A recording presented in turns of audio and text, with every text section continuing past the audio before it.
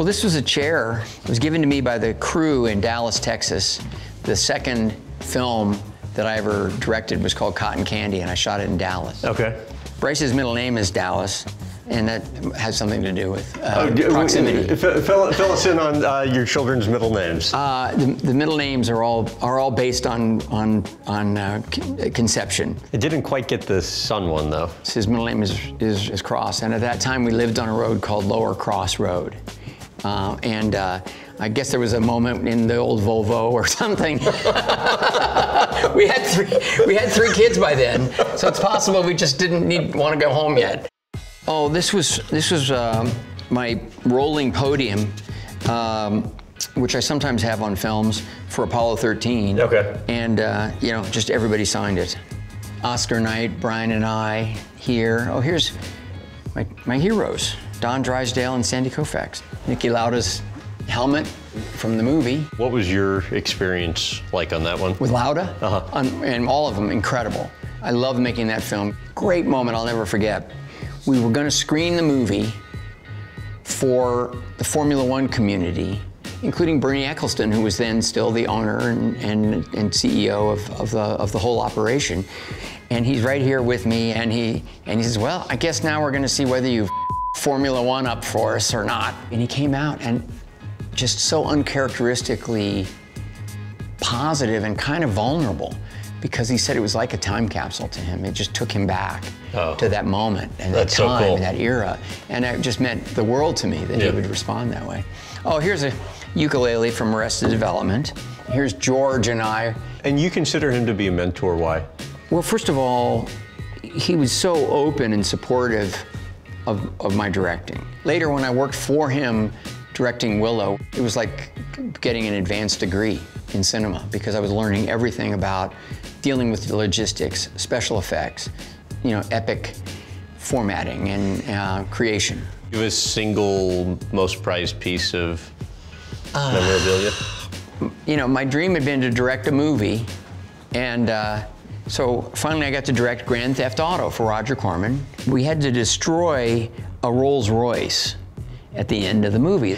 And the crew had this prepared, which says, presented to Ron Howard, director, in appreciation and admiration for an outstanding job on the production of Grand Theft Auto from the entire cast and crew, March 29th, 1977. So, of all the mementos that I've collected over the years, I don't think that anything means more than this plaque. That's neat, because if not for that movie, who knows what would have been. The rest of it wouldn't have happened. So tell about these. We did these for the Boys and Girls Club. So we made a run of these limited edition and sold them and raised some money.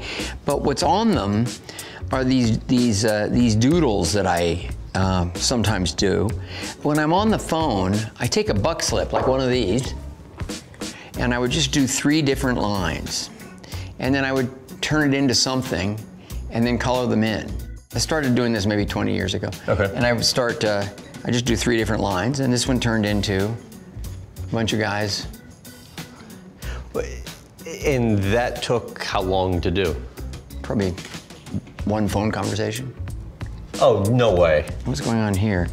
Oh, this is a line of dialogue from Beautiful Mind. You're the reason I'm here. You're all my reasons. Oh, this must have been in post-production, because my note is, some women feel this is not earned. Okay. But obviously I'd had a screening, and some women had flagged that, and then I have a couple of phone numbers. And you're very receptive to that sort of feedback. I register it. Okay. I have the control, but I really get a lot out of engaging with people and hearing what they have to say. Oh, wow, okay. I'll do a little self-analysis here. So if I'm doing a period of screenings, that is a gauntlet of judgment. Okay. And it's kind of interesting that a lot of peering faces here sitting in judgment of something. So would this be a time where any I think I might have been under some stress. Are heightened? Yeah, screenings. Okay. That whole period is unbelievably anxiety-provoking. And you said as you've had more success, the screenings are even harder.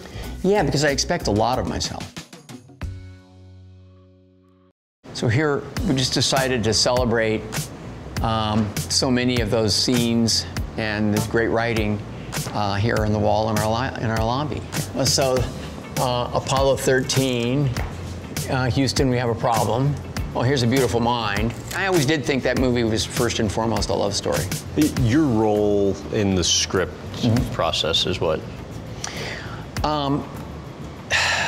It varies. On the day, you know, it can be liberating the actors from the scripted dialogue to experiment with something else, or it can be defending the scripted dialogue and saying, no, this is here for a reason that I understand.